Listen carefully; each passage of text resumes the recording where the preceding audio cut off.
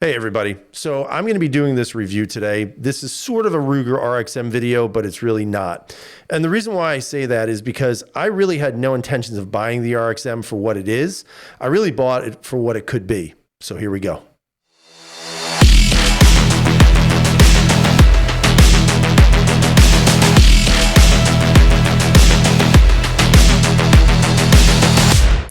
So the biggest question is going to be, why would you buy a gun that's super affordable only to then spend almost the same amount on a lower?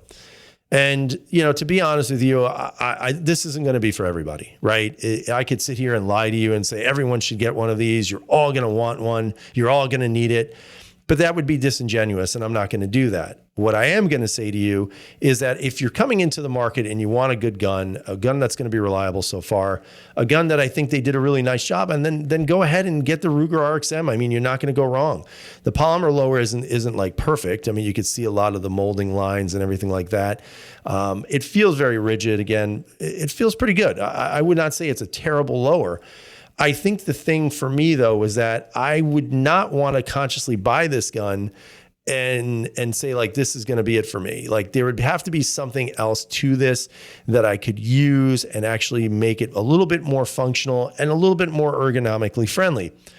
So for those of you who are out there and you've heard this company before, this is the Icarus Precision Lower for the RXM. They make a ton of different lowers for different firearms, whether it's SIG, Springfield, or now this. They really have done an amazing job as they've transformed themselves into a starting company into now a more established company. You're beginning to find that their products are, in my opinion, just second to none. There are other companies out there which I've never had the opportunity to review, but I've seen their stuff. They look good, and they definitely probably operate and function well. But there's just something to be said about when you're taking a gun that's an affordable gun and you're spending an equal amount on the lower. And that's something I want to be very clear with you. This isn't cheap, right? But you now have the ability to take something, and what did I do with it? Oh, I put it on the gun. Duh. You have the opportunity to take something that came in the form of a pretty functional polymer lower that's nothing great, nothing to write home about. I mean, it really is not. I mean, you could see it's just really... it's plastic, right? It's not really all that. It is better a little bit than the Glock lower, but is it really much better? That's debatable, right? But it's also about what this gun has. So for example, you look at the slide, and the slide looks real nice. I do like the angled serrations on here, much better than straight up and down serrations like on a Glock. You can see that it does have the front night sight right there. Although it's not a high vis sight, which is kind of disappointing. It's actually pretty good, shows up really well. And then of course you've got your blacked out rear. The other part of this slide that, again, you're paying a minimal price for is that it is milled for direct optic capability. And to me, that's a huge thing because, it's 2025. Why are we still using plates to mount optics to slides? I would say that many of you out there would probably agree that the RMR footprint is probably the most universal footprint used by most manufacturers of red dots. So now that guns are coming out and they're all optic capable, for a company to still need a plate, I just don't like that. I don't like the system. We could debate why, it's about having options and all this other stuff. But to be honest with you, most of the, if not almost all the significant options come with RMR, RMSC kind of footprints. So the fact that you don't need a plate for this because of the way they've actually created this, they have a set of holes on this slide and two little nubs that go into those holes, depending on the optic, and then you just cinch up the optic to it for extra security. Now, I will tell you, this is not the standard barrel on this gun. This is the only thing I've really upgraded is the guide rod and the spring and the barrel. You can see it's kind of that multicolored, whatever you want to call that. The prism color, I guess. But, if you're in the market for an affordable gun, out of the box, this is not a bad package. It's actually probably one of the better packages. For example, I have a very, very affordable polymer striker-fired handgun. It's called the PX9. That thing's bulletproof. It's a solidly built firearm, but you feel the cheapness of the gun when you look at the slide serrations, when you look about how the slide was milled, the polymer having really no texturing. You're seeing that level of cheapness or affordability.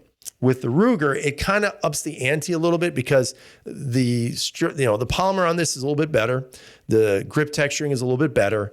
And I would say arguably maybe for $100 more, you're getting a little bit better of a firearm than the PX9. Even though the PX9 from T-Shiz is a fantastic firearm, this just seems like it has a little bit of better fit and finish, but that's just my opinion. But then when you take something like this and you decide to say, well, I want to upgrade the grip and I want a gun that's unique, has a little bit of character, but more importantly, has amazing functionality, you'd be foolish not to look into this. And again, do you need it? No, you don't need it, right? You have a solid built gun right out of the box from Ruger and Magpul, but it's not about needing, it's about wanting. Now, do you want one? Sure, if you can afford it, get it. Why I say that to you is because while some people will go out and spend, $1,000, $1,200, $1,500 on certain manufactured firearms, what you're going to find is that for a little bit less, you're going to get a complete firearm. You're going to get ergonomically probably one of the best feeling firearms on the market. And then on top of that, you're getting the core pieces, all the internal components, and the slide and all the slide capabilities from an established manufacturer. So it's kind of like a combination of both of the best things you can find. Obviously in a complete configuration, when you take a look at this gun, on my hand, this is basically the Glock 17 length or 45 or 19X. They also have the compact size, which is the 19 size. But I'll tell you, man, there's something really good about this gun right out of the box. When you get your hand on there, the way everything is cut out here, it just makes you sink right into the gun. You can see how far your hand goes into underneath that slide. You've got a really, really sufficient beaver tail there. So you're not going to have to worry about, the Glock bite or anything of that sort. I mean, overall, the gun, all the internal components are all stock with the exception of the barrel and the guide rod. But at the same time, you're getting a pretty adequate trigger. Now, is it a better trigger than a Glock? 100% it is. It is a very nice trigger, pretty smooth to about there, but then you feel a little bit more of a sponginess, and then you get your clean break. Now, of course, your reset is a fairly, I would say, an in-betweener. Not too short, not super long, right? That's full release. Reset is about there.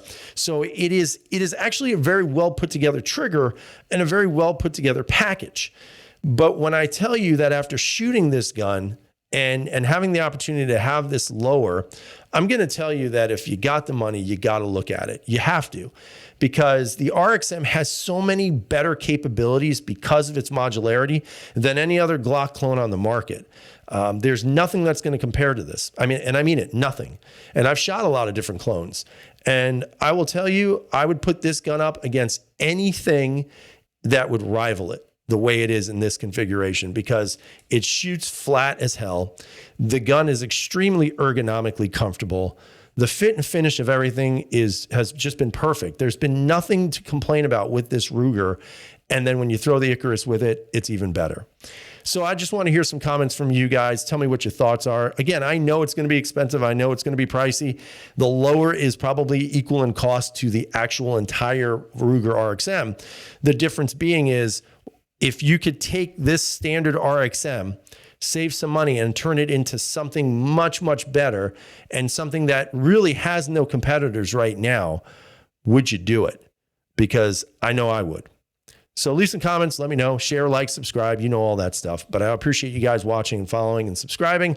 So if you can, just help out and share the messages and all the information of these videos with other people. So I hope you have a great night. Stay safe. And as always, everybody, freedom is never free.